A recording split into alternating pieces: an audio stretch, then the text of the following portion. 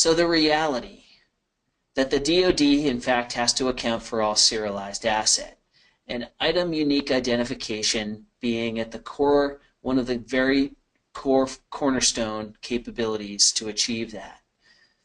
So IUID's role is that it's being infused from both legacy systems to GFP to newly acquired items. So as assets are being procured, they're being entered, UIDs have to be identified, they have to be attached and reported through to these government systems. But once that infrastructure is in place with IUIDs on many assets, it becomes the industry best practices that we take for granted in commercial circles every day for the ability to identify even a piece of clothing or a garment at checkout at a point of sale system, maybe in a Walmart or some other kind of retail store. But it becomes an industry best practice for the military to quickly and cost effectively identify, mark, and track all of these critical assets. No long, hours-long or day-long efforts to walk through warehouses and try and perform these painstaking inventory processes. And it's simple. You can take an item unique identifier for both these end items and the embedded parts that make up these assemblies.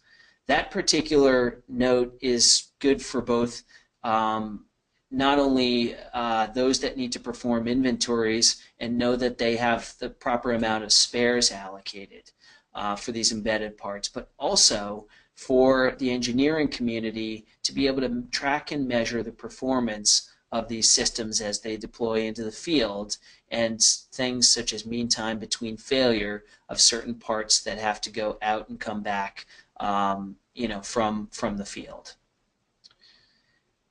Also with IUID, you get automated serialized item identification, and with this now accelerated FIAR timeline, it enables that capability such that you can then very easily implement a tracking mechanism to be able to automatically report these life cycle events through to these proper systems. But one thing to note here is that the durable mark itself has to last the full life cycle of the asset or the item. And that's critical. We get lots of panicked calls every day here at A2B saying, hey, we need labels or plates conforming to that MIL standard 130 of ruggedness and durability that we then have to generate here within our own manufacturing facilities and ship to those who are in need. And we'll ship right to the doorstep to satisfy those requirements. So durability of that mark and the application of that mark specifically for that asset and the uniqueness of that asset.